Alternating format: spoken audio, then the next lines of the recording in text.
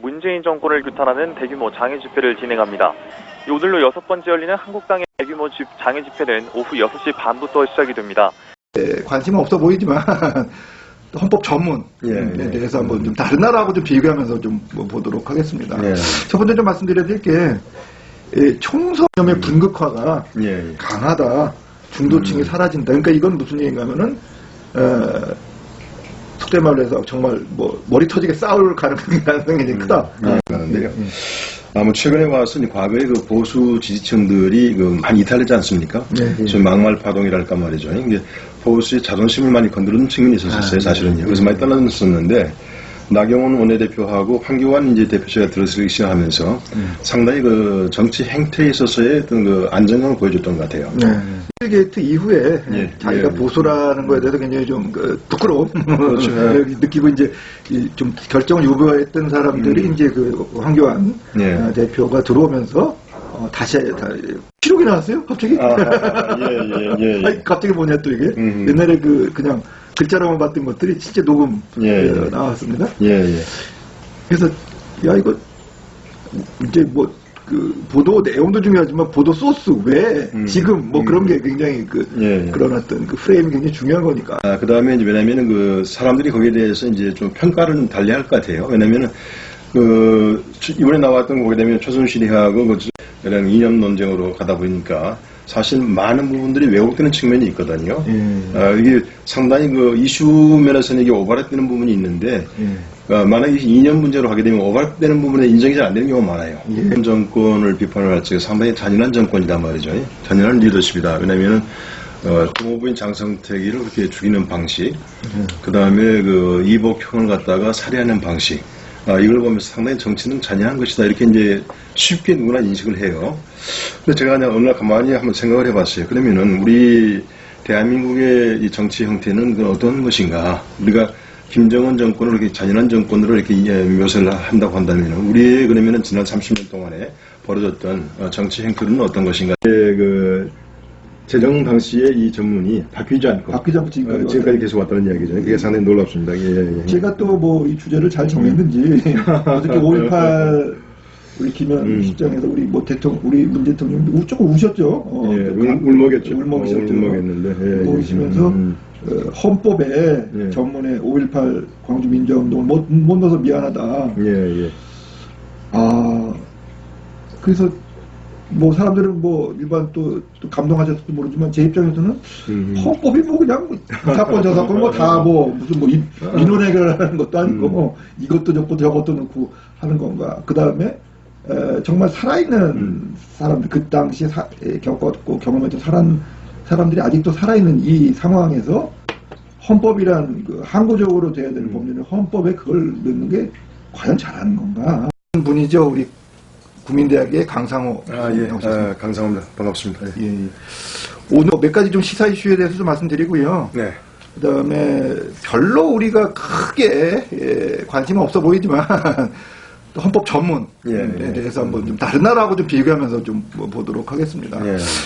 여야 사당의 신속 처리한 건 패스트트랙 추진에 반발하는 자유한국당이 오늘도 대규모 주말 장외투쟁에 나섭니다. 국회 정상화 논의도 잇따라 공전하는 가운데 한국당 강효상 의원의 정상 간 통화 내용 유출을 둘러싼 여야의 공방전이 점입 가경입니다. 그래서 문재인 정권을 규탄하는 대규모 장애 집회를 진행합니다.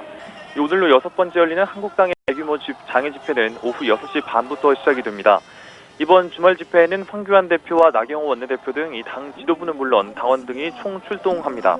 5월인데 지금 5월달 11개월 좀 남았는데 굉장히 지금 이념적인 대립이 굉장히 강합니다. 여론조사를 해보면은 저희가 보면은 기존에 중도층이 아니고요. 잘 모르겠다. 난 중도인지 진보인지 보수인지 잘 모르겠다. 그런 층이 그다음에 응답하지 않은 사람들 비율 그것까지 이념의 분극화가 강하다. 중도층이 사라진다. 그러니까 이건 무슨 얘기인가 하면은 속된 말로 해서 정말 머리 터지게 싸울 가능성이 굉장히 크다. 이거 아니면 저거다. 뭐 아니면 도다. 그런 형태로 지금 변하고 있는데요.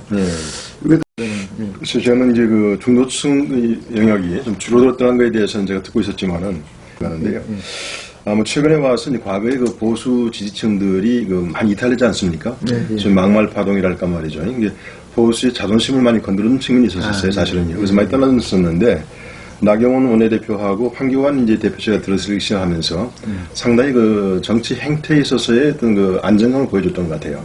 예, 막말도 사라졌고, 그다음에 상당히 정제된 표현을 많이 썼다는 이야기죠.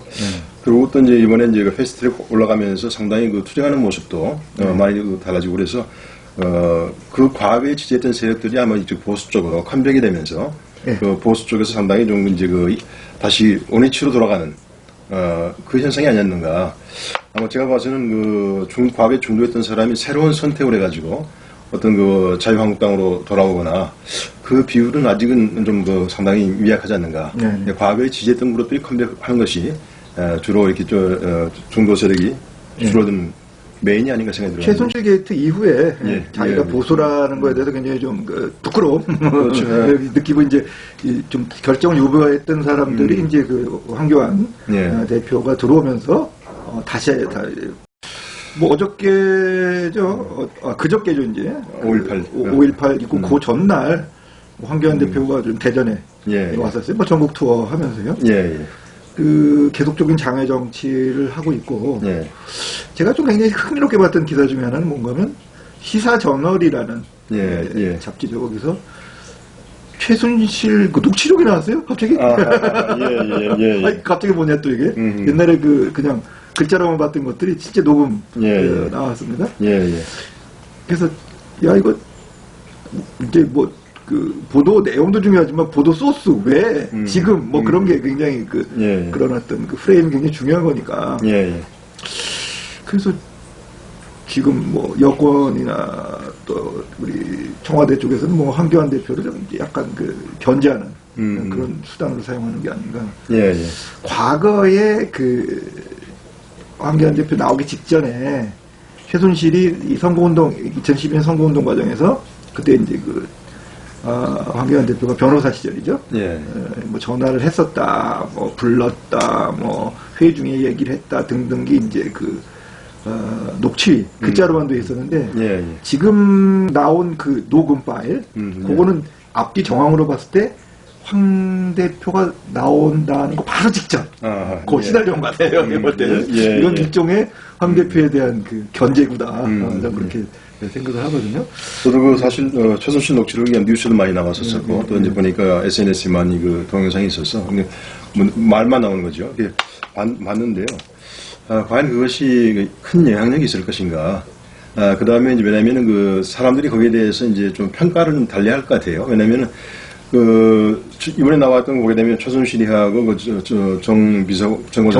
정호성 거장하고 그다음에 이제 박근혜 대표 3자가 있는 가운데 어떤 그 소위 나오는 이야기인데 제가 봐서는 그 박근혜 대표가 이제 대통령이 당선돼가지고 이렇게 상당히 최순실이 끌려간다는 느낌을 주기 위해서 그게 편집됐다는 느낌이 들어가요. 근데 이제 일부에서 나오는 것처럼 평소에 박근혜 대통령 스타일을 볼 적에 박근혜 대통령 평소에 보게 되면은 그 신분이 낮은 사람이랄까 말이죠. 이런 사람들에 대해서도 상당히 그 태도 자체가 이렇게 좀 적극적이지 하지 않고 상당히 예의를 갖춘다고 할까 말이죠. 이런 있었더랬는데 꼭 최순실이었기 때문에 그냥 그런 자세를 보인 것이 아니라 일상적인 그 박근혜 대통령의 스타일을 볼 적에 이것이 언론에서 보도된 것처럼 그런 관계는 아니다. 이런 논평이 나오는데 그게 많이 동의를 많이 해요. 하기 때문에 아마 그것이 이 시점에서 나왔다 해서 아마 제가 여론에 어떤 반전을 시키는 데서 아마 제가 봤을 때는 크게 영향을 주지 못하지 않을까 이런 저는 생각을 했었어요. 그게 또 지금 우리 교수님께서 말씀하시니까 그게 또 걱정이 됐는지 그래요? 걱정이 됐는지 또 하나의 기사가 또 왔습니다. 또 나온 게 뭔가면 그 국정원이나 경찰 정보를 통해서 뭐 매해 초에 그 용하다는 점집을 돌아다니면서 역술인으로부터 박근혜 대통령한테 올해 운수랄까 그거 갖다가 정보 보고를 올렸다. 그 얘기는 뭔가 하면 우리 강 교수님 말씀하신 대로 그렇게 이성적으로 생각하는 독자들이 많으니까 또 그걸 또 보완하기 위해서 또 이제 그걸 또 올라갔던 거고. 그리고 요 두 가지를 저는 김어준의 뉴스공장을 꼭 듣거든요. 왜 그런가 하면 김어준이가 하는 뉴스공장이 이게 청와대에서 에드벌룬 띄우는 방송 꼭지가 굉장히 많습니다. 그렇습니다. 하다가 그냥 접어버리는 것도 있고 해서 반응이 조금 이거 그냥 밀고 나가는 게 있고. 근데 어저께는 이재정 의원이 나왔어요. 이재정 의원은 뭐 지금 거의 뭐 청와대의 어떤 그런 복심을 잘 아니까 고도를 마치고 있으니까 요 두 가지를 섞어서 얘기하더라고. 문제는 이게 잘 안 먹힌다는 걸 아니까 이 두 가지를 섞어서 얘기를 해버리더라고. 아까 말씀드렸던 정호선 그 파일에 있었던 그 내용하고 역술인이 문제를 한 꼭지에 섞어서 해버리더라고요. 그러니까 이제 우리 교수님 광주 5.18 오늘 행사장에 이제 황교안 대표가 가는 거 관련돼 가지고 유시민 씨가 이제 그 이상한 말을 했잖아요. 맞으러 간다 이런 식으로 얘기를 하더라고요. 저는 그걸 보면서 상당히 실망을 많이 했었어요. 왜냐면은 유시민이 벌써 이제 상당히 아주 본인은 부인하고 있지만 많은 사람들이 어떤 정치에 컴백을 하고 또 여당의 잠재적인 그 대권주자로 이렇게 분류되는 사람인데 이 시기에 저런 식의 그 생각의 단면을 보여준다고 하는 것이 본인뿐만 아니라 여당 입장에서도 그것이 도움이 될까 말이죠. 오히려 그 유시민 씨가 대범하게 참 상당히 어려운 상황이지만은 황교안 대표가 이런 식의 와서 하는 것도 상당히 의미가 있다고 생각한단 말이지. 서로 거기서 약간의 어떤 불상사가 있다 하더라도 그거는 오히려 우리가 그 주최 측에서 말이야 그걸 잘 운영을 한다거나 이런 식으로 이렇게 말했어야 되는데 다른 사람도 아니고 유시민 대표가 이사장이 말이죠. 노문재단 이사장이 그렇게 말하는 걸 보고서 상당히 이것은 본인을 봐서는 상당히 나중에 만약에 정치에 컴백한다고 한다면 비판의 대상이 될 것이다 이렇게 생각이 들었어요. 어저께 그 광화문에서 노무현재단 주최를 해갖고 새로운 노무현이라는 토크 콘서트가 있었어요. 역시 사회는 우리 김어준 받고 이 중요한 양정철 이번에 이제 민주연구원 원장을 컴백한 양정철 그다음에 이제 유시민 세 명이 나와서 얘기를 했는데 뭐 서로 다 지금 뭐 짜놓고 나왔겠죠. 그러니까 이제 김어준은 거의 뭐 정치 재개하는 걸로 그렇게 지금 아주 고정시켜야 돼서 얘기했는데 물론 내년도 뭐 총선을 위해서 좀 분위기 띄우는 건지 진짜 나오는 건지 잘 모르겠지만 애매한 발언이 이제 유시민 씨가 중이 자기 머리 깎지 못한다는 표현을 이렇게 빗대서 말한 것이 상당히 어떤 옛날 태도와는 달리 상당히 좀 변모된 모습이었다. 그래서 아마 그럴 가능성도 이제 염두에 두고서 사진에 포스를 때린 게 아닌가 이런 생각이 좀 들더라고요. 근데 내 방송적으로 다른 방송 하나 좀 저도 만들어 보려고 그러는데 유시민 씨 방송 통해서 좀 얘기를 하면은 소득주도 성장은 케인지안 경제학이 아닙니다. 신케인지안이라고 말했죠. 신케인지안이라는 거기서도 이 한문 구조를 쭉 해보면은 완전히 뭐랄까 이단 쪽에 가까운 거지 정통은 아니고 케인지안 경제학은 사실 그때 1940년대, 30년대 말때 사실 사회주의라고 공격받은 게 많고요, 미국에서 특히. 그 다음에 재정 지출을 통해서 그 수요를 갖다 견인하는 거지. 소득을 갖다가 최저 소득을 갖다 올려서 하는 그런 거는 듣도 보지도 못하는 그런 정책이죠. 그러니까 좀 자기가 경제학 박사는 아니죠, 그 양반. 석사로 알고 있는데요. 어려운 얘기하면 대중들은 케인지안 처음 들어본 사람도 있을 거야. 그러니까 대충 넘어가는지 모르지만 차라리 1970년대 박정희 대통령의 경제개발이 케인지안이죠. 빅푸시 같은 게 그게 아주 정통적인 케인지안 경제학이지. 국가 주도로 해서 국가 주도로 해서 그건 재정을 투입을 하고 그다음에 대규모 토목공사라든지 이런 것이 케인지안 경제학의 정통적인 거지. 최저 소득 이거라도 올려갖고 하는 거다. 이거는 글쎄요. ILO에서 조금 경제학자들이 하는 거지 주류라고 볼 수는 없는 거죠. 케인지안이 나왔던 것 자체가 이제 그 대공황 이후에 소위 말해서 이제 국가 쪽에서 재정을 해서 이렇게 투자를 유발해가지고 그 수요를 창출해내는 그런 과정이었었는데. 아까 우리 교수님 지적하신 것처럼 아마 소득주도 성장과는 좀 다른 각도에서 아마 평가할 부분이 아닌가 생각이 좀 들어가네요. 아무튼 저는 이제 자꾸 사회주의 논쟁, 어떤 시장 경제 논쟁 이렇게 붙는 것 자체가 그러면서 좌파 우파 이렇게 자꾸 분류하는 거 거기에 대해서는 조금 좀 개인적으로 다른 생각을 갖고 있거든요. 왜냐하면 이제 우리 사회가 좌파 우파 이념 논쟁 단계는 넘어서야 할 단계로 저는 생각이 들어가요, 사실은요. 이게 이념보다도 이슈 중심으로 해서 나가야 할 텐데, 아직도 계속해서 어떤 진영 논리에 기반한 그런 이념 논쟁으로 가다 보니까 사실 많은 부분들이 왜곡되는 측면이 있거든요. 이게 상당히 그 이슈 면에서는 이게 오버랩되는 부분이 있는데, 만약에 이념 문제로 가게 되면 오버랩되는 부분에 인정이 잘 안 되는 경우가 많아요. 그냥 완벽하게 편을 가르다 보게 되면은 억지 주장이 나올 수도 있거든요. 근데 아직도 우리나라 정치권에서는 그 우파 좌파 논쟁이 이렇게 그 범위를 벗어나지 못한다고 하는 게 상당히 문제가 된다. 왜냐면은 좌파 우파 논쟁이라고 하는 것은 결국은 대중정당의 그 단계에서는 그게 뭐 작동이 되지만은 지금은 이미 그 포괄 정당으로 갔지 않았습니까? 그러니까 이제 거의 뭐 백화점식으로 해서 말이죠. 소위 그 집권을 꿈꾸는 정당 같은 경우에는 이념적인 편향성을 보기보다도 상당히 와이드하게 어떤 그 칼라를 가질 수밖에 없거든요. 이미 그 자유한국당도 그렇고 아마 이쪽에 더불어민주당도 그렇고 그런 단계에 와 있는데, 그래서 양세력으로 이렇게 분리되는 건 모르겠어요. 양세력 다당제로 분리되는 건 모르겠는데, 양당제 거대 두 정당만이 어떤 이념적인 차이를 두고서 극렬하게 대결하는 이런 식의 사고라고 하는 것은 제가 봐서는 이 한무관 같은 그 프레임이다, 이렇게 저는 생각을 하고 있거든요. 그래서 이번에 이제 자유한국당에서 그 패스트 트랙에 올리면서 선거법을 반대를 하면서 다당제에서 양당제로씩 돌아가야 한다는 식의 논리를 핀 것은 좀 우려가 좀 돼요, 사실은. 왜냐하면 이것이 나중에 패스트 트랙에서 올리는 것에 반대 투쟁은 모르겠는데, 이것이 제2단계로 넘어가가지고 일단 트랙에 올라갔으니까 컨텐츠를 놓고서 어떤 디베이트를 해야 할 경우에 상당히 그러한 논리가 밀릴 수도 있다, 이런 생각을 갖고 있어요. 그래서 그런 부분은 조금 좀 양당의 어떤 지도부에서 좀 프레임을 좀 바꿨으면 좋겠다, 이런 생각을 갖고 있습니다. 그 뭐 저도 할 말이 많거든요. 책에도 좀 자세하게 썼는데요. 첫 번째로 그 진정한 우파의 가치, 좌파의 가치를 해본 적이나 있나? 그런 얘기인 거고요. 왜 그런가, 우파의 가치라고 그러면은 뭔가 개인 중심, 그 다음에 자유시장 경제 중심, 그 다음에 집단보다는 개인 위주, 규제의 완화, 뭐 이런 부분들이 하나의 그 정책 과제가 될 것 같고요. 이제 뭐 좌파라 그러면 그 반대겠죠. 우리나라 진짜 뭐 어제 유시민 것도 보니까 사회주의, 내가 왜 사회주의냐 막 그렇게 외치는 것 같은데 거기에 대한 어떤 컴플렉스가 있죠. 근데 뭐 옛날에 본인들이 사회주의 좋아했던 건 사실이니까. 사회주의 하면 어떻습니까? 소셜리즘 굉장히 좋은 이념 중에 하나지.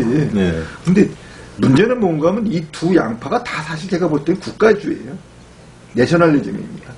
그렇습니까? 제가 볼 때, 제가 분류할 때는 이쪽 우파라고 보는 자유한국당도 내셔널리즘이고, 지금 문재인 정부 하는 거 보니까 이분들도 개인의 자유와 뭐 다양성 이거 추구하는 건 없는 것 같아. 보니까 이것도 국가주의. 그러니까 똑같은 사람들끼리 싸우고 있는 거죠. 그래서 좀 뭔가 이슈를 말씀하신 이념의 이슈를 한번 던져보자. 저는 제일 지금 이슈를 잡아야 될 거는 삼권 분립이라고 보거든요. 삼권 분립, 이게 지금 삼권 분립된 나라냐 이거 도대체. 삼권 분립을 좀 제대로 좀 해보자. 대통령 권력을 좀 제한하자. 이게 지금 저는 정치권의 이슈가 돼야 된다고 좀 생각을 하거든요. 근데 그건 안 하고, 그러니까 지금 자유한국당도 하는 거 보면 그래. 내가 이 몽둥이 잡으면 너네들 다 때려 죽일 거야. 그거지 사실 어떻게 보면. 바로 그런 것들이 보면은 그 근본적인 문제에 대해서 고민이 좀 덜 하고 있다는 생각이 들어하거든요. 저는 이제 최근에 어떤 생각을 했었냐면은, 우리가 그 김정은 정권을 비판을 할 적에 상당히 잔인한 정권이다 말이죠. 잔인한 리더십이다. 왜냐면은, 공업부인 장성택이를 그렇게 죽이는 방식, 그 다음에 그 이복형을 갖다가 살해하는 방식, 이걸 보면서 상당히 정치는 잔인한 것이다. 이렇게 이제 쉽게 누구나 인식을 해요. 근데 제가 그냥 어느 날 가만히 한번 생각을 해봤어요. 그러면은 우리 대한민국의 이 정치 형태는 어떤 것인가? 우리가 김정은 정권을 이렇게 잔인한 정권으로 이렇게 묘사를 한다고 한다면 우리의 그러면은 지난 30년 동안에 벌어졌던 정치 행태는 어떤 것인가 생각해 보니까 전직 대통령이 바위에 올라가서 자살을 했어요. 떨어져서 자살을 했죠. 현직 국회의원이 아파트에서 투신 자살을 했어요.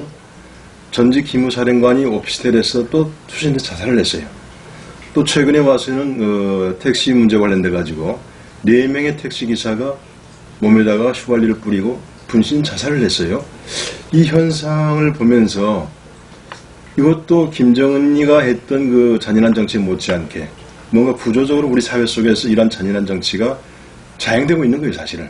근데 거기에 대한 인식이 너무 약하다는 거예요. 그러니까 아까 말씀드린 것처럼 우리가 지금은 이제 어떤 대결의 정치보다도 어떤 그 타협의 정치로 가야 된다 하니까 이제 그런 거에 대해서 댓글이 폭개되면은 보수 쪽 하는 이야기가 뭐냐면은 우리가 잡고 나서 한 번 더 보복한 다음에 그 다음에 바꿉시다. 이런 얘기 나온다는 이야기죠. 끊임없는 없는 거죠. 이렇게 되면. 반복이 되는 거예요. 그러니까 뭐냐면은 이 문제에 대해서 이 잔인한 정치의 문제, 북한만 잔인한 것이 아니라 현재 우리 대한민국에서도 그런 우리는 느끼지 못하고 있지만 만약에 그런 현상이 보세요. 지금 대한민국에서 그런 현상이 벌어지는 게 아니고 미국에서 전직 대통령이 투신을 냈고 현재 국회의원이 말이죠. 투신을 하고 거기에 아마 그 CIA 국장이나 말이죠. 이런 사람이 또 투신을 하고 말이죠. 이런 뉴스를 본다면 얼마나 우리가 놀라겠어요. 이게 미국의 민주주의 그 정치 체계인가 이렇게 하면 놀랄 거란 말이죠. 근데 우리는 사실 그런 현상을 보면서도 너무나 그게 감각이 무뎌져 있다는 거예요. 그리고 놀라지도 않지. 놀라지도 않죠. 바로 그 점이거든요. 그렇기 때문에 지금 우리가 이 헌법 개정 방송을 시작한 동기도 뭐냐면은 그러한 잔인한 정치를 더 이상 해서는 안 된다. 이것이 어떤 그 리더십의 문제랄까 정치적인 캐릭터의 문제가 아니라 제도상의 문제다 하는 것을 집중적으로 부각을 시키고 그 제도상의 어떤 결함을 갖다가 한번 그 바꿔보자. 이게 무슨 원 포인트도 좋고 말하는 전체적인 그 기원도 좋고 그래서 구조적인 어떤 그 잘못된 점을 한번 바로잡아 보자. 그러한 취지에서 이 방송을 우리가 시작한 거 아닙니까, 그죠? 그래서 오히려 저는 그 이제 지금 자유한국당이 이제 그 동안에 지난주에 이제 대전에서 했고 다음 주에 마지막으로 광화문에서 이제 대대적인 집회를 한 다음에 일단 장외 집회는 이제 일단 끝나는 것으로 이렇게 보도가 되더라고요. 그렇게 되면 이제 또 이번에 아마 이제 3당의 원내대표가 전부 다 바뀌지 않았습니까? 더불어민주당에서 이인영 원내대표를 바뀌었고 말이죠. 바른미래당은 또 재밌어요. 오신환 씨가 말이죠. 오신환 씨가 아주 사보임의 중심에 섰던 오신환 씨가 원내대표잖아요. 그것도 됐고. 그 다음에 또 민주평화당 같은 경우에는 또 정의업 출신이 말이죠. 유성업 의원이 또 이게 됐더라고요. 그렇기 때문에 상당히 전국이 지금 보게 되면 변화의 점치기가 상당히 어려운 상황이 되어버렸어요. 일단 패스트트랙에 올라갔지만 올라간 법안에 대해서 오신환 씨도 그렇고 그다음에 유성엽 원내대표도 그렇고 말이죠. 전부 다른 자기 의견을 제시를 하고 있잖아요. 이런 상황 속에서 정말로 나경원 대표, 황교안 대표의 리더십이 아마 시험대에 온다고 보는 거예요. 이게 지금 이제 아까 말씀드린 것처럼 패스트트랙 이후에 장외 집회가 1단계였다고 한다면은 이제 장외 집회를 마무리 짓고 다시 이제 이런 변화된 구도 속에서 실질적으로 타협의 기술이라 할까 정부를 이끌어갈 수 있는 리더십을 보여주느냐 이것이 아마 나경원 대표나 아니면은 그 황교안 대표 이 두 분의 어떤 그 개인적인 리더십의 평가도 되지만은 자유한국당에 대한 지지가 단순하게 과거의 지지 세력이 컴백하는 거에 끝일 것이냐 새로운 과거에 정말로 순수하게 중도했던 사람들이 자유한국당의 지지 세력으로 바뀌는 그러한 세의 확산이 될 것이 하는 문제는 아마 지금부터 상당히 중요한 순간이다 저는 그렇게 생각이 들어요. 그러니까 아마 그렇게 되게 되면 이제 우리가 결선 투표제를 하게 되면 그런 모습은 좀 과반수 이상을 하는 과정을 넣기 때문에 근데 그동안 결선 투표제를 하지 못한 이유가 뭐였느냐면은 결선 투표제가 다당제를 이렇게 유도하는 측면이 좀 있어요.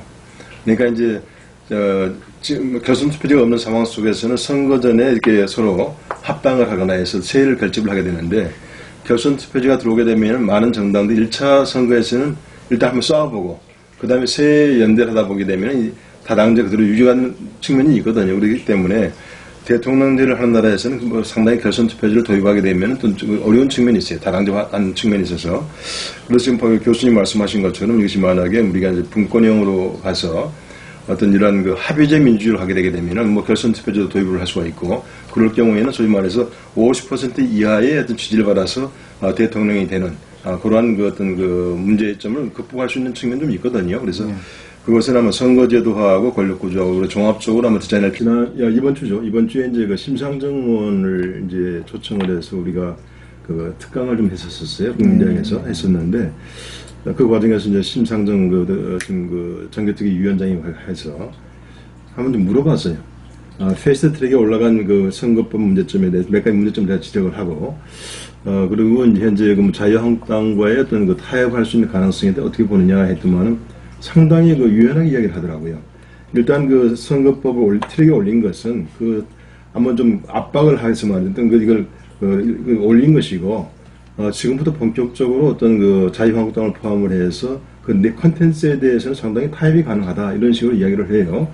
그러면서 이제 심상정 의원이 언급하는 것이 뭐냐면, 그럼 제가 이제 권력구조 12월 15일 날 소위 나경원 대표를 포함해서 그 5당 대표들이 5당 원내대표들이 그 합의를 했던 이 사항에 대해서 본인이 아주 리마인드를 시키더라고요. 이래요. 그래서 그 6항을 또 언급을 해요.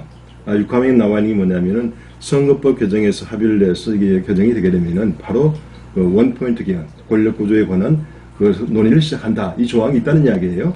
그 이야기 조항에서 나왔던 그동안의 헌법 개정안이랄까 여러 가지 법안을 보게 되게 되면은 상당히 좀 완성도가 떨어진다는 생각을 많이 하고 있거든요. 근데 상당히 디테일하지는 못해요. 예를 들어가지고 이번에 심상정 특위위원장하고 제가 이야기를 하면서 그 얘기를 지적을 했었어요. 연동형 50%라고 50% 연동형이라고 말했었는데 이거 좀 아닌 것 같다 하니까 이게 무슨 말입니까? 그래서 이렇게 이야기를 했었어요. 만약에 우리가 그 20%를 얻은 정당이 그 연동형 50% 하는 이야기는 300석에 20%면 60석 아닙니까? 그럼 거기서 50%를 적용한 다음에 지역구를 빼야만이 이게 그 결과가 50% 연동형이 되는데, 이번에 지금 그 패스트 트랙 올라간 안을 보게 되게 되면은 20%를 적용해서 60을 나오게 되면은 거기서 50%를 적용하는 게 아니라 거기서 지역을 뺀 다음에 나온 비례대표 수, 그 수에서 50%를 적용을 하더라 말이죠. 그래서 그 사례를 보게 되면 그렇게 할 경우는 어떤 문제가 발생하느냐, 실제로 연동률이 50%를 훨씬 뛰어넘게 돼요. 그게 한 65% 이상으로 뛰게 되도록 되어 있거든요. 그렇게 되면은 그 실제로 그 의석 배분율이 아까 첫 번째 방식과 두 번째 방식 면에서 굉장히 많은 차이가 나거든요. 한석 한석이 상당히 중요한 건데, 그 문제에 대해서 어떻게 생각하십니까? 이렇게 물어보니까 그런 문제들은 뭐 나중에 우리가 다시 한번 이거 해부해 볼 수가 있습니다. 이렇게 이야기를 하더라고요. 그래서 이게 의석수 한석 두 석을 놓고 상당히 모든 정당이 상당히 민감하게 반응을 하는데, 제가 그렇게 해보니까 한두 석이 아니에요. 뭐 서너 석이 왔다 갔다 하거든요. 그런데 느끼는 것이 이분들이 너무나 시간에 쫓겨서 그런지 모르겠지만은 그 미묘한 차이에 대해서 이제 인식을 하지 못하고 있구나. 그래서 제가 이제 거기 담당을 했던 위원이 한 분 있어요. 제가 이름을 좀 말 안 드리겠는데, 그래서 제가 이제 유시민 씨하고 대담 프로에서 그 설명을 하게 돼. 바로 그 프로를 보고 나서 발전을 했어요. 전해가지고 지금 나오는 방송을 보니까 그런 방식 취했는데요. 그 차이에 대해서 알고 있느냐, 이건 50% 연동형이 아니다 이렇게 말을 하니까 본인도 알고 있더라고. 본인도 알고 있는데, 근데 그 적당한 표현이 없어서 그렇게 했습니다 이렇게 얘기를 하더라고요. 아마 언론에서 그렇게 했었습니다 이렇게 얘기를 하더라고요. 그러니까 그러면 언론에서 잘못 썼으면 바로 이어가지고 그걸 교정을 시켜야 되잖아요. 근데 그런 노력이 전혀 없는 거예요. 그래서 제가 이 더불어민주당뿐만 아니라 역대의 그 80년의 모든 정권을 보게 되면 모든 법안들이 완성도가 떨어진 상태 속에서 올라온다는 거예요. 그것이 왜 그럴까? 근데 권력구조가 뭐가 나타나는 이야기예요. 만약에 정당의 베이스가 안정적인 장기적인 유지가 되게 되면 정당 차원에서 검증된 안이 법안으로 나올 확률이 높거든요. 근데 지금 보게 되면은 그게 아니라 캠프 사이드에서의 말이죠. 아이디어 차원에 있는 사항들이 바로 그냥 법안으로 이렇게 어떤 그 비서진들에 의해서 만들어지다 보니까. 그러니까 국회는 하청받고 하는 거죠. 어떤 의미에서 그런 국회만 하청받는 게 아니라 내각 자체가 유명무실한 거예요, 사실. 왜냐하면 그런 문제들은 사실은 지금 현 정권이 이제 청와대 내각이라고 불리는 이유가 바로 그렇지 않습니까? 왜냐하면 사실 그 문제가 내각 차원에서 심도 있게 논의가 돼서 이게 국무회의에서 어떤 심의가 되고 의결이 돼야 할 텐데, 지금 같은 경우 모두 그냥 이렇게 캠프 스텝에서 나온 이야기 갖다가 청와대 이제 그 비서진들이 만들어가지고 그 정부 입법 형태로 해서 이렇게 하다 보니까 이게 상당히 엉성한 법안들이 많이 나온다. 그래서 매 정권마다 이런 아마추어리즘이 이렇게 반복되는 것. 이것은 단순히 어떤 리더십의 문제가 아니라 권력 구조의 문제다. 저는 그렇게 결론 내렸습니다. 그래서 황 대표는 그 말씀은 이제 우리 계속해야 될 말씀이니까. 그래요. 황 대표가 지금 지역마다 다니면서 대학생들하고 특구 콘서트를 합니다. 대전 지역에도 왔었어요. 그래서 뭐 같은 대학생하고도 좀 얘기 좀 해보고. 근데 야, 어떻게 20년 전하고 똑같냐. 네, 그런 느낌을 많이 받았거든요. 황 대표 생각이. 그리고 하는 멘트가 너무 똑같아. 뭐 국민학교 때 밥을 먹어갖고 수돗물로 먹어서 배를 채운 적도 있었고, 나는 뭐 흙수저고, 그 다음에 뭐 공부를 이렇게 해서 다른 재능은 없지만 오래 앉아있는 재능인데, 그거는 자기들 세대에서 먹히는 얘기고, 대학생들이 나쁘다, 뭐 철이 없다 그런 게 아니고, 그런 걸 겪어봤어야지. 네. 이게 소통의 체계가 이거 참 문제가 많구나. 같은 맥락인데요. 같은 맥락인데 제가 이번에 이제 나경원 대표나 이제 황교안 대표가 보게 되면 소위 법조인 출신 아닙니까? 한쪽은 이제 검찰 출신, 한쪽은 판사, 사법부 출신이게 되는데 이분들이 그 소위 사법 시험을 준비하기 위해서 공부했던 시기가 이제 70년대 말이나 80년대 초가 되는 거잖아요. 그럼 그때만 하더라도 보면은 모든 우리 헌법 체제랄까 모든 법 체제가 하나의 다수결 민주주의, 승자 독식주의에 기반한 그런 구도 위에 그런 그 사법적인 틀 위에서 움직이지 않는 생각이 들어가요. 근데 그걸 가지고 사실을 준비를 했고 그렇게 통과된 사실을 통해서 검찰 혹은 판사로서의 주 생활해오다 보니까 그 프레임 자체가 굳었다는 느낌을 받았었어요. 그러니까 이것이 어떤 그 소위 타협을 하고 말이죠. 소위 다원화된 사회 속에서 어떤 그 합의적 민주주의라는 개념 자체가 이게 프레임 전환이 상당히 어렵구나. 왜냐하면은 현재 그 다수결 민주주의 프레임에서 자기가 이게 합의적 민주주의 프레임으로 바뀌게 되게 되면 자기가 갖고 있는 모든 사고 체제가 흔들리지 않는가. 그래서 이게 그 상당히 유연성이 좀 부족하는 게 아닌가 이런 생각을 했거든요. 그래서 그럴 경우에 제가 보는 건 일단 그 정당의 대표가 되고 하게 되면은 본인이 상당히 어렵다 하더라도 그러한 생각을 갖고 있는 어떤 그 주변의 사람들 많이 끌어모아가지고 거기서 이야기를 듣고 거기서 어떤 그 의견을 도출하는 이런 그 리더십이라도 발휘할 수 있어야만이 제가 봐서는 이게 우리 정치의 변화를 기대할 수가 있는데 만약에 현재 여야를 불문하고 그런 그 정당에 책임져 있는 사람들이 과거의 그런 프레임에서 아직 그 남아있고, 뭐 이해찬 대표도 그렇지 않습니까? 저는 변한 게 없잖아요. 그죠? 최근에 나온 멘트를 보게 되면 많은 사람들이 실망을 하게 되는 이야기죠. 그러니까, 뭐라고 말할까. 옛날 영화를 보는 것 같아요. 옛날 영화를 보게 되면 왠지 촌스럽잖아요. 예? 그러한 것을 우리가 연상케 하게 되는데, 아마 제가 보기엔 프레임을 전환이 본인이 어렵다 한다면은, 주변의 참모나 이런 사람이라도 그런 프레임 전환에 있는 사람들을 갖다가 같이 협력 체계를 구축할 필요가 있다는 생각이 듭니다. 근데 이제 황 대표 주변에 서부탄 전략 그룹이 뭐 이름을 내가 밝혀도 김땡땡 전 의원, 정세모 전 의원 등등 해서 다 공안 라인의 검사 출신들이 굉장히 주변에 또 이제 황 대표는 그 당장 자기가 옛날에 데리고 썼던 사람들이고 편한 대로 쓰는 것 같은데 뭐 그냥 황 대표하고 이 인식 체계는 도찐개찐이시니까 그런 데서 서로 뭐 어떤 그 외부의 자극 없이 그냥 그렇게 자기네들끼리 좋은 대로 그렇게 가고 있는데 그러다 보니까 지금 나온 게 그런 어떤 그 좌우 프레임, 빨갱이 프레임, 어떤 사회주의 뭐 프레임 뭐 그런 쪽으로 좀 몰고 가고 또 그게 먹히는 게 있는데 저는 더 이상은 이제 좀 쉽지는 않을 것 같아요. 지지율 더 올라가는 거는. 식상하리라고 봐요. 그래서 아마 아까도 말씀드렸지만은 과거의 지지 세력을 불러들이는 정도에서 끝내서는 안 되고요. 내년 총선과 어떤 그 대선까지도 이렇게 염두에 둔다고 한다면은 완전히 콘텐츠가 바뀌었다는 그런 인식을 갖다가 국민들이 가질 수 있도록 해야 한다고 생각이 들어가거든요. 그래서 다만 지금 아까 말씀드렸지만 1단계에서 2단계로 넘어가는 단계인데요. 자유한국당 중심으로 이야기를 해보게 되면. 근데 1단계에서는 상당히 많은 사람들이 기대 이상이라는 생각을 한 것 같아요. 아까 이제, 아까 그 몇 가지 사고의 틀에 이르면서 이제 문제점을 지적을 하셨는데, 그럼에도 불구하고, 왜 그러느냐. 너무나 황교안 대표에 대해서 낮게 기대감을 가졌다는 거예요. 이 사람이 공안검사 출신이고 말이죠. 관료만 했기 때문에 스킨십도 상당히 부족할 거고, 관료적인 사고 틀에서 유연성이 부족할 것이고, 이렇게 낮게 평가했다는 이야기예요. 근데 낮게 평가한 수준에 비해서는 상당히 뛰어넘게 정치 행태를 보여준 거예요. 상당히 그 안정감 있게 보여준 것이고 의외로 스킨십도 상당히 그 일반 정치인 못지않게 대중 하는 스킨십도 상당히 좋았고 저는 어제 그 광주 행사에서 이제 행사 전에 문재인 대통령께서 이제 이렇게 그 각 정당의 대표들과 악수를 하면서 인사를 나누다 하잖아요. 이게 물론 나중에 이제 말수가 들린 건 아니었는데 뉴스에서 나오면 청와대 발표가 간다면은 문재인 대통령이 그랬다는 거 아니에요. 저기 이제 황교안 대표한테 잘 오셨습니다. 이렇게 말하니까. 황교안 대표가 예 감사합니다 이렇게 얘기했다고 그래요. 저는 그 아주 두 마디 짧은 코멘트 했지만은 그게 정상이라고 보는 거예요. 그게 정상이라고 유시민 씨처럼 맞으려고 왔다 이렇게 간다 이렇게 하는 그 자체보다도 적어도 그 정도의 말을 할 수 있어야 된다고 생각이 들거든요. 근데 이런 면에서 이제 물론 황교안 대표가 아직까지 이제 어떠한 실력을 보일지 모르겠지만은 그러나 낮게 우리가 생각했던 그 기대에 비해서는 상당히 이제까지 1단계 속에서 이런 면에서는 이미지 구축에 크게 실패하지 않았다. 저는 그렇게 생각합니다. 뭐 이 얘기만 제가 말씀드리고 다음 그렇게 들어가죠. 메인 이슈로 가야 될 것 같은데요. 저는 이제 지금 보면은 그 세대별 그 여론조사를 꽤 꾸준히 지금 보고 있거든요. 근데 재밌는 현상은 소득주도 성장의 가장 큰 혜택을 본 게 30대, 40대 초반이에요.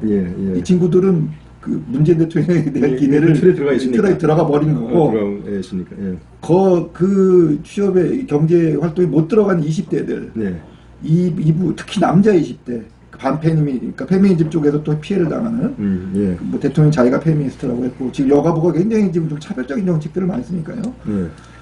이 친구들이 문재인 대통령에 대한 이탈이 굉장히 지금 빠르게 일어나고 있습니다. 굉장히 빠르게 일어나고 있습니다. 그래서 지형으로 보면은 20대 초반, 중반까지 뚝 떨어졌다가 이 자유한국당 지지도, 그 다음에 50대 중반에 다시 올라가는 이런 큰 U자 형태를 지금 보이고 있거든요. 아마 이거는 뭐 2, 3년 내에 쉽게 해결될 문제 같지는 않아요. 근데 이제 황교안 대표의 이 리더십은, 글쎄 그런 그 20대 다양성, 그 다음에 개성, 독창성, 이거를 받아들이기에는 굉장히 뭐랄까 딱딱하고 좀 유연성이 많이 부족한 리더십이 아닌가 이렇게 생각이 됩니다. 하여튼 제가 봐서는 모르겠어요. 이제 지금까지 봤던 걸로 봐서는 상당히 어느 정도 유연성을 보여줬다고 생각이 들어간 측면 좀 저는 좀 봤고요. 또 한 가지 어떤 생각을 했냐면은 역시 정치의 본질은 보면은 그 사람의 철학을 읽을 수가 있어야 되거든요. 그 철학의 출발점은 뭐냐? 인간에 대한 이해라고 생각이 들어가요. 인간에 대한 이해. 근데 이제 황 대표가 뭐 이제 일반적으로 과거 보수 쪽에서 자존심을 상했던 사람이 커밍백을 하면서 황 대표에 대한 평가하는 걸 보게 되게 되면은 그런 게 읽힌다는 거예요.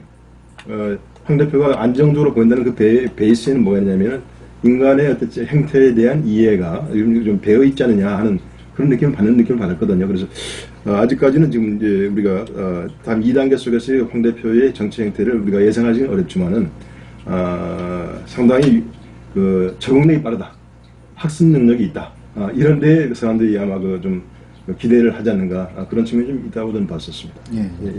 오늘은 뭐 우리 개헌 방송에서 춘천에 사는 30대 윤모 씨 헌법의 전문에 대한 질의가 들어왔는데요. 그래서 제가 그 저기 자료들이 갖고 왔는데 우리 헌법, 대한민국 87년 헌법하고요, 미국의 헌법, 프랑스의 헌법, 그다음에 일본 헌법, 그다음에 여기 제가 지금 갖고 오진 자료를 좀 이렇게 조사를 해봤는데 작년 3월이죠 이제 작년 3월에 나왔던 그 대통령 개헌안의 전문, 요걸 뭐 쭉 놓고 좀 그렇게 봤습니다. 그래서 뭐 제가 다 읽어드릴 수는 없고 일단 우리나라의 전문은 그 대한민국 임시정부의 법통과 그다음에 4.19 혁명 에 대한 어떤 그 역사적인 사실을 얘기하고요.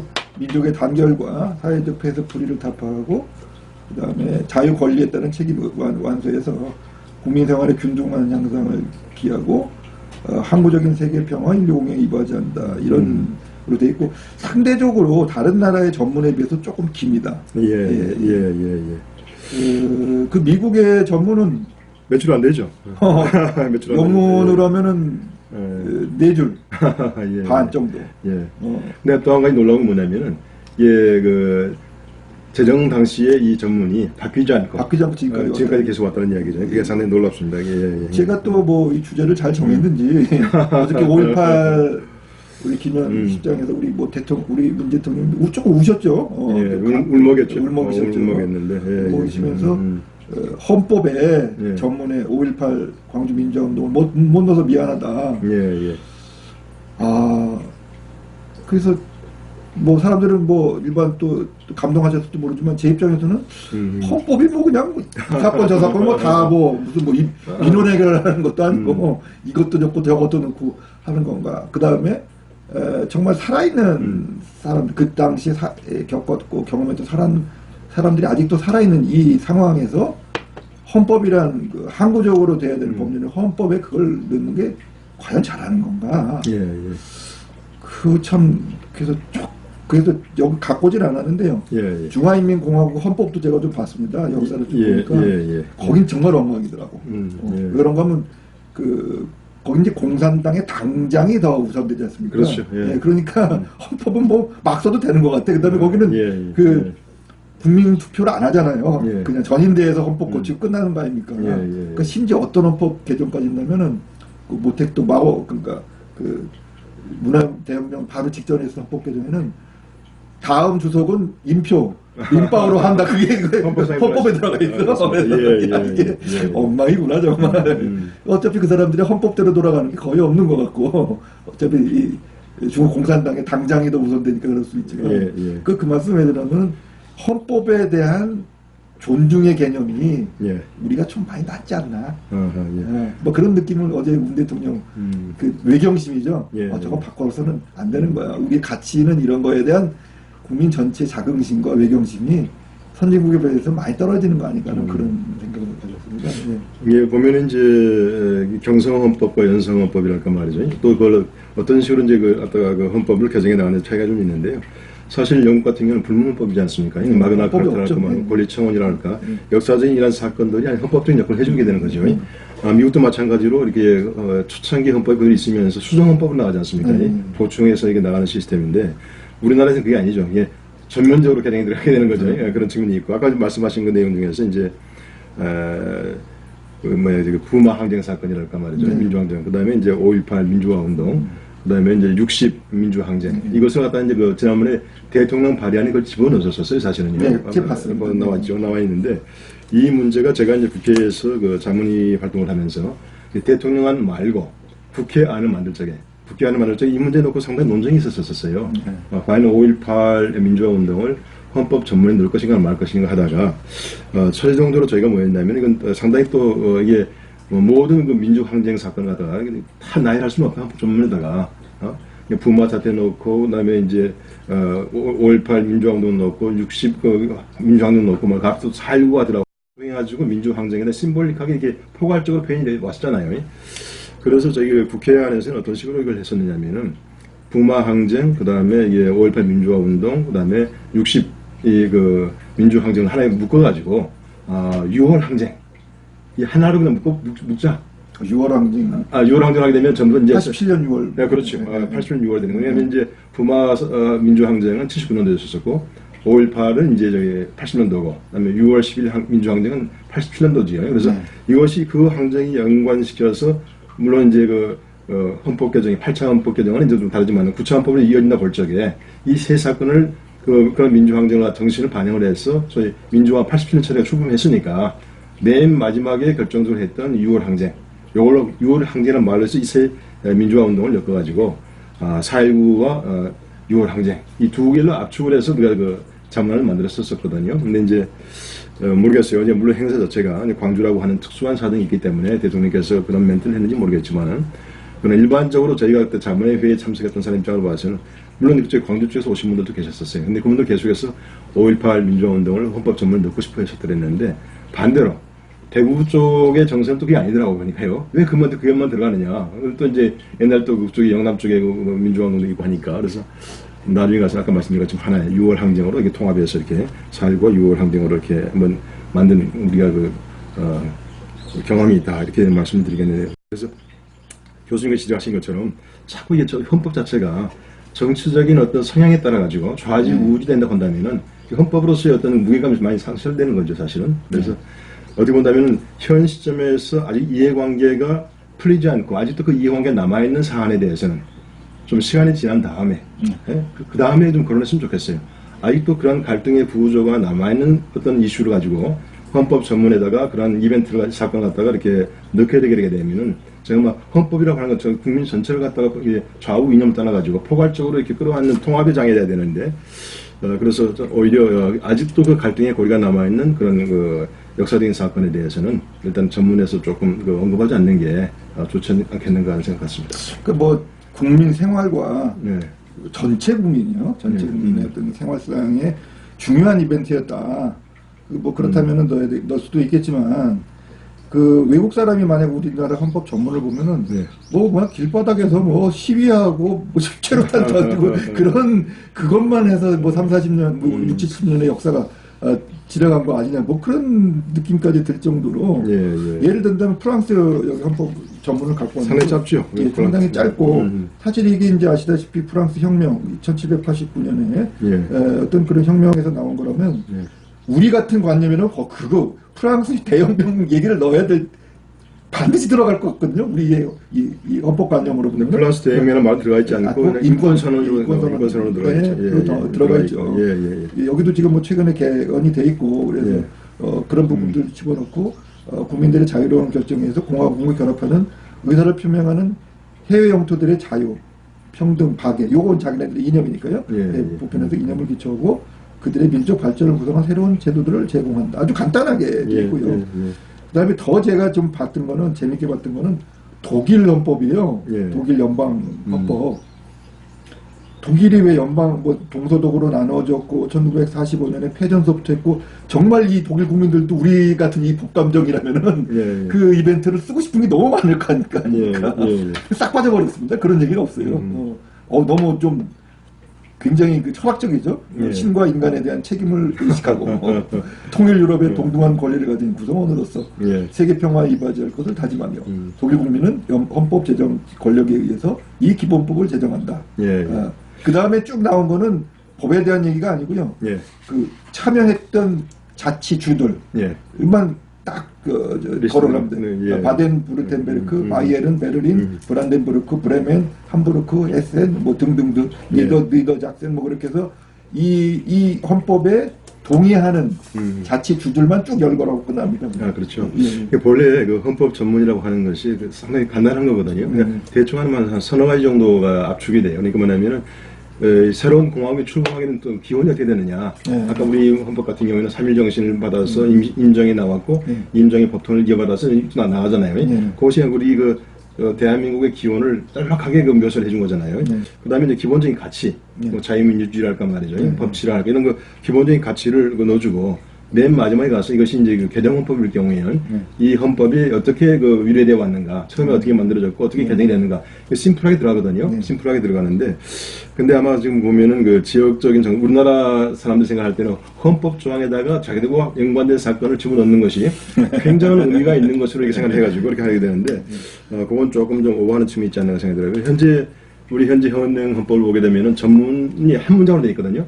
전문이 한 문장으로 되어 있고, 전문, 그 다음에 1장부터 10장까지가 있죠. 1장이 이제, 우리가 총강이 들어가 있고, 2장이 이제 보게 되면은, 권리와 의무가 들어가 있고, 3장이 국회, 그 다음에 4장이 정부, 5장이 이제, 법원, 6장이 헌법재판소, 7장이 선거관리, 8장이 지방자치, 9장이 경제, 그 다음에 10장이 헌법개정, 이렇게 쭉, 근데 심플하게 되어 있거든요. 되어 있기 때문에, 너무나 여기에 대해서 하나하나 워딩 하나를 갖다가 자기 이해관계를 반영하려고 하다 보게 되면은, 상당히 어렵습니다. 그래서 오히려 전문은 아까 말씀드린 것처럼 우리 대한민국의 기원, 그 다음에 어떤 우리가 추구하는 가치, 현재 가치에서 이제 세계화가 되다 보니까 그 세계화를 반영할 수 있는 몇 가지 뭐 국민이나 사람 인권 이런 다룰 수 있는 이런 것들 좀 집어넣고, 그 다음에 왜 헌법을 개정하게 됐는가 이런 정도 심플하게 그것만 좀 전문에 넣는 것이 좋지 않는가 하는 생각을 좀 갖습니다. 네, 또 뭐. 제가 이번에 좀 공부를 해서 제가 좀 일본말을 조금 하니까 제일 재밌게 본 게 일본 헌법이에요. 일본 헌법은 전문인데 이것도 우리나라의 관념으로 하면 이거 왜 만들어졌냐면 메가더가 만들어서 만든 거거든. 사실 이게 어떻게 보면은 전후 헌법 아닙니까? 이게 일본 헌법은 재밌는 게 이거 끝나고 바로 국민이 나오는 게 천황이 나와요. 천황의 지위와 천황의 권리 같은 게 그게 나오고 그 다음에 이제 기본권이랑 권력 구조가 나오니까 우리하고 좀 구조가 다르죠. 그래서 일본 헌법의 전문은 조금 깁니다. 우리보다는 좀 문장 한 문단이 더 좀 들어가 있는 건데요. 계속 강조한 게 이제 평화, 항구 평화, 그다음에 국제가의 관계. 이건 뭐 사실 전쟁 때문에 벌어졌던 45년 이후의 헌법이니까 그런 건데 여기도 우리나라의 어떻게 보면 약간 그 가벼운 관념을 하면은 2차 대전 얘기가 나와야 돼요. 원래는 우리의 법감을 근데 그 2차 대전에 대한 얘기, 패전에 대한 얘기가 한 줄도 안 나옵니다. 이거 보면. 그거보다는 좀 인류 보편의 원리, 그 다음에 항구 평화, 그 다음에 인간의 안전과 생존, 그 다음에 평화 유지, 그 다음에 다른 국가를 무시해서는 안 된다. 이건 이제 전쟁에 대한 반성이 되겠죠. 뭐 그런 내용들. 그 다음에 국가의 명예, 뭐 이런 얘기들만 좀 추상적이고 가치적인 얘기들만 나오지 뭐 적실해서 3.1운동, 뭐 4.19, 5.18 이런 구체적인 얘기는 나오질 않죠. 이건 저는 일본 헌법 보고 굉장히 깜짝 놀랐어요. 이건 사실 만들라고 해서 만드는 법이니까 솔직히 자기네들이 개정하고 싶어서 개정한 것도 강요받은 거죠. 강요받은 헌법인데도 이거는 미국도 이런 거에 대해서 좀 인정을 해줬다는 얘기죠. 그 군사 정권도 그 메가더 사령부도 이런 부분에 있어서 좀 구체적으로 쓰는 거는 어느 정도 메가더도 얼마나 쓰고 싶겠어요. 자기 눈까지 집어넣고 있겠지. 미국이 점령했다. 이 헌법은 사실 너네는 패배해서 그런 거는 얼마나 여기 넣고 싶었겠습니까? 보면은 이제 그 헌법이 제정될 때 그 시대적인 상황을 좀 반영하는 측면이 있다는 생각이 들거든요. 아까 이제 쭉 교수님 말씀하신 내용을 보게 되면 저도 쭉 보니까 미국 같은 경우에는 왜 헌법을 만드는가? 그다음에 이 헌법이 추구하는 목적이 뭔가? 그 두 가지 심플하게 그냥 그 전문에 담았어요. 프랑스 같은 경우에는 아까도 말씀드렸지만 그 역사적인 세계적으로 누가 인정하는 불란스 혁명이 있지만은 프랑스 혁명이라는 말 자체가 아무 들어가지 않잖아요. 안 들어가고 오히려 그냥 그 인권에 포커스를 맞춰가지고 한 단일 주제 인권에 포커스를 맞춰서 전문을 들어가고요. 아까 이제 일본을 말씀하셨는데 일본도 저 전문을 쭉 느낀 게 뭐였냐면은 소위 전후 패전국으로서 또 전후의 어떤 그 전쟁의 책임 당사자로서의 말이죠. 전체 맥락이 보게 되면 평화 헌법에 포커스를 맞춰가지고 심플하게 된 거거든요. 문제가 좀 길었죠. 다른 데에 비해서. 그래서 아마 그런 시대적인 상황을 반영한 측면이 크기 때문에. 근데 우리가 너무나 이 전문에다가 모든 걸 담으려고 하는 욕심을 부려서는 곤란하다. 이게 각국의 헌법을 보게 되면 그 시대의 상황에 맞게끔 한두 개의 짤막한 메시지만 포함하는 경우가 많이 있었어요. 이 전문에. 그래서 우리도 이번에 그 헌법을 개정을 할 때 전문을 한다고 한다면 그 문제, 현재 갈등 구조 남아있는 걸 후퇴로 넣어가지고 이렇게 하게 되면은 있기 때문에 나중에 뭐 30년 후에 다시 한번 헌법 개정이 된다고 한다면은 그때 가서는 이제 많은 시간이 지나기 때문에 역사적인 평가도 상당히 이제 안정을 보이기 시작할 게고 또 갈등 구조에 있던 사람들도 이제 한 세대가 지나가서 새로운 세대가 또 채워주고 하기 때문에 그러한 시점에서 아마 그러한 문제들을 한번 그 냉정하게 거론해 볼지는 모르겠지만 지금도 그 갈등의 세력이 남아있고 현존하는 갈등이 벽이 있는 상황 속에서 그러한 문제를 갖다가 전문에 바로 집어넣는 것은 오히려 상징적, 심볼릭하게 아까 말한 것처럼 몇 가지 사건을 묶어서 그 사건을 심볼릭하게 표현하는 방법으로 오히려 들어가는 게 좋지 않는가 하는 생각도 그렇습니다. 이 말씀만 드리고 마실까요? 예, 그렇게 하시죠. 우리 문재인 정권에 있는 많은 사람들은 저도 아는 사람도 많이 있지만 대한민국은 건국된 게 아니고 앞으로 건국돼야 될 아직 미완성의 국가로 생각하는 관념이 굉장히 크죠. 그 다음에 이제 우리 8.15 해방되자마자 인공 이제 북쪽의 어떤 조선인민공화국이 아니고 인공의 정신으로 다시 돌아가야 된다는 관념을 갖고 있는 사람들이 상당히 많아요. 그러다 보니까 지금의 대한민국 헌법, 이 체제와 헌법에 대한 외경심과 존경심, 불변의 법칙이라는 어떤 그런 관념이 많이 부족하다는 좀 생각을 들거든요. 그러니까 어떻게 보면은 조금 심하게 얘기하면 이거는 고려연방으로 가는 중간 단계야. 뭐 그런 관념을 가지고 있는 게 아닌가. 그래서 헌법을 막 바꾸고 전문에다 이거 넣고 저거 넣고 해도 된다는 그런 어떤 좀 가벼운 생각은 또 혹시 그런 관념에서 나온 것이 아닐까 하는 의심도 합리적으로 가져볼 수밖에 없다는 얘기죠. 여튼 저는 그렇게 생각이 들어갑니다. 그래서 결국 봐서 우리가 헌법에서 가장 중요한 것은 전체를 품을 수 있는 통합지향적이라고 생각이 들어하거든요. 그래서 갈등적인 요소는 가급적이면 좀 배제하고 이렇게 통합지향적인 목표에 맞춰가지고 한번 안을 만들어 보는 것이 어떨까 그런 생각이 좀 들어가고요. 아무튼 지금 현재 의석수의 구조로 봐서 아마 내년 총선 그 다음에 이제 21대 국회가 시작되는 5월 31일 전까지 과연 이것이 헌법이 개정될 수 있겠냐 하는 문제에 대해서는 여기에 인volv되어 있던 많은 시민단체도 그렇고 이게 학자들도 그렇고 지금 와서 상당히 이제 좀 부정적으로 보는 것 같아요. 쉽지 않죠. 왜냐하면 벌써 이름은 패스트트랙에서 보여줬지만은 사실 선거법이 지금 가장 불등에 떠져 있잖아요. 그거 하나도 지금 합의를 못 봐가지고 계속해서 투쟁을 하는 상황인데 아마 이 선거법에다가 또 플러스해서 헌법 개정까지 하는 것은 총선 전에는 거의 불가능하지 않겠는가. 또 현재의 의석 구조로 봐서도 이제 더불어민주당이 126석, 그 다음에 자유한국당이 114석, 그 다음에 바른미래당이 지금 28석이죠, 8석, 그 다음에 민주평화당 14석, 정의당 6석, 무소속으로 또 이렇게 8석, 그 다음에 애국당인가요? 애국당하고 민중당 한 석씩 이렇게 있다 보니까 이 구도화에서는 지금 소위 개헌선인 200석을 확보하는 것 자체가 그냥 상당히 어렵지 않나 생각이 좀 들어가요. 그게 총선 앞두고 마지막 회기니까요. 9월 6개 정기국회가 되게 지금까지 했었던 행태들을 보면은 뭐 예산안 아주 긴급한 거 안건만 빼놓고는 모든 국회의원들이 이제 자기 지역구 내려가서 그렇죠. 운동해야 되고 뭐 국회의원이 뭐 그런 거대 담론하는 얘기해 봐야 그 지역구에 떨어지고 뭐 아무 의미도 없는 거니까. 사실 그래도 그런 상황. 그다음에 선거법 개정도 사실 민주당 내에서도 아마 반란표가 많이 나올 거라고 생각하거든요. 그렇죠.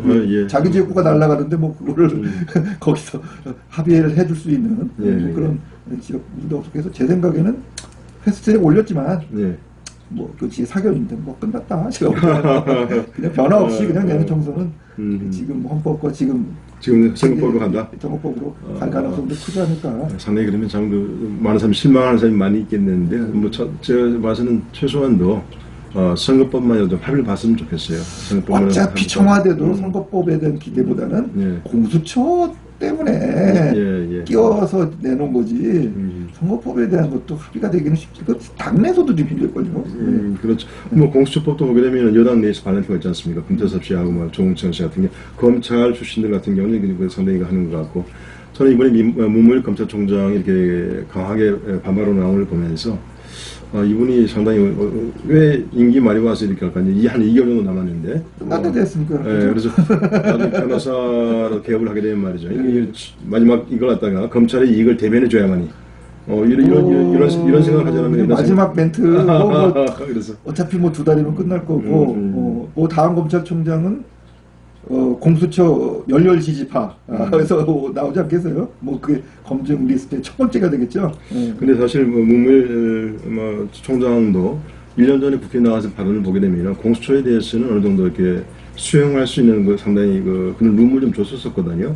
사실 이번에 이제 가장 출발했던 것은 검경 수사권 관련해서 검찰의 위상이 상당히 추락하는 것, 거기에 대한 오히려 거기다 오히려 무게중심을 두자는 생각이 좀 들어가는데 모르겠어요. 이제 우리 교수님 말씀하신 것처럼 공수처법은 아마 이게 안 될 거니까 거기에 대해서 오히려 비중을 좀 안 두고 막상 검경수사권 조정법이 통과가 되게 되면 그게 상당히 데미지가 크니까 오히려 거기에 포커스를 맞춰가지고 전략적으로 그게 중점 뒀는지는 모르겠어요. 그러나 하여튼 그 두 안도 하여튼 왜냐하면 일반적인 이야기는 공수처법안이라 할까 검경수사 조정법이라고 하는 것은 패스트트랙 올라 대상이 아니란 이야기거든요. 그건 맞아요. 대상이 아닌데 무리하게 올렸다는 그런 비판이 좀 많이 있습니다. 특히 검경수사권 조정은 국민 생활에 아주 직결되거든요. 사실 뭐 우리나라가 굉장히 정보 경찰들의 활동이 많은 나라이기 때문에 사실 제가 경찰을 좀 가르쳐봤습니다. 그 평안부대학원 이렇게 얘기하면 이것도 편집을 좀 해야 되겠네. 제자들 한 얘기만 다 나와야 되는데 저도 그거 교사하면서 깜짝 놀랐어요. 이렇게까지 세부적으로 들어와 있는 건가? 경찰 정보력이 우리 생활 속에 우리 생활 속에 말이죠. 사실 그게 일제 경찰 때부터 계속 내려온 하나의 전통이죠, 우리나라에서 보면. 근데 그게 더 강화될 가능성이 농후하죠. 수사 전격권을 주고 또 수사 지휘를 받지 않으려고 한다면은 그걸 많이 사람이 우려하는 것 같아요. 우려하는 것 같은데. 그래서 이제 지난번에 우리가 두 분 변호사, 한 검찰 출신하고 법무부님하고 얘기를 해봤지만은 이것은 아마 국가경찰하고 자치경찰제하고 이렇게 분화되면서 그 과정 속에서 다시 한번 조정될 부분이 있지 않는가 이런 생각이 들어갑니다. 그리고 우리나라의 법감정, 일반 국민들의 법감정이 아직 자기의 권리를 주장하고 변호인을 주장하고 무죄 추정의 원칙 이런 것들이 지금 우리나라에 좀 힘들거든요. 그 다음에 제일 안 좋은 게 언론의 여론몰이죠. 사실 우리나라 지금 수사할 필요 없어. 기자들이 다 해주는 거야. 그렇게 몰고 가면 되는 거예요. 대표적인 버닝썬이잖아요. 이거 뭐 언론에 나온 걸로 하면 벌써 구속됐어야지. 근데 이것도 아니지 않습니까? 그러니까 이런 식으로 아주 인격을 하나 말살을 시켜버리는 그런 개념으로 간다 그러면 사실 그거 두려워서 어떻게 살겠습니까? 이 방송도 지금 두려워. 말 잘못했다가 전파 관리법에 의해서 또 걸릴 수도 있는 거고. 국민 기본권이 막 그렇게 문제가 될 수 있습니다. 하여튼 차제 이것이 이제 물론 안은 올라가 있지만은 이 문제에 대해서 심도 있게 어떤 공론화될 수 있는 그런 기회 정도로 우리가 생각하면서 정치권에서 좀 심도 있게 이 문제를 좀 새 법안에 대해서는 아마 지금부터 논의해야 될 것이다 생각합니다. 우리 방송을 마치면서 제가 좀 보시는 분들한테 여기 우리 문재인 대통령 지지하시는 분도 꽤 있으니까